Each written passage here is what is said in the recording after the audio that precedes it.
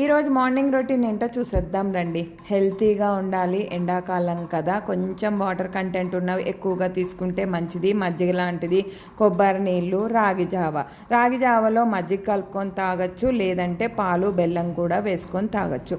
రక్తం తక్కువగా ఉన్నవాళ్ళు బెల్లం వేసుకొని మరగబెట్టిన తర్వాత అప్పుడు మటుకు పాలు పోసుకోవాలి, కొంచెం గోరువెచ్చగా లేదు వేడిగా అయినా కూడా తాగొచ్చు. ఇక్కడ మజ్జిగ కలుపుకునే వాళ్ళు మటుకు నేను ముందుగానే వేసేసాను. ఏంటి నీళ్ళు సర్ఫ్ నీళ్ళలాగా ఉన్నాయనుకుంటున్నారా?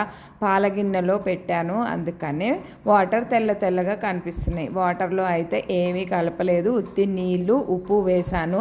కంట్రీ డిలైట్ నుంచి బుక్ చేసుకున్నాను కాబట్టి నేను చాలా చోట్ల ట్రై చేశాను రాగి పిండి, కానీ ఇందులో బుక్ చేసుకొని కూడా ఒకసారి ట్రై చేద్దామని నిన్న చాలానే వెతికాను ఆర్గానిక్ దాన్ని, కానీ కంట్రీ డిలైట్లో ఒకసారి చెక్ చేద్దామని చూస్తే వచ్చింది ఎర్లీ మార్నింగ్ 5:30 కల్లా వచ్చేసింది. కానీ పిండి మటుకు ఒరిజినల్ అని చెప్పచ్చు, చాలా టేస్టీగా ఉంది. ఎవరైనా ట్రై చేయని వాళ్ళు ఒకసారి ఈ పిండిని ట్రై చేయండి, ఎర్లీ మార్నింగే వస్తుంది.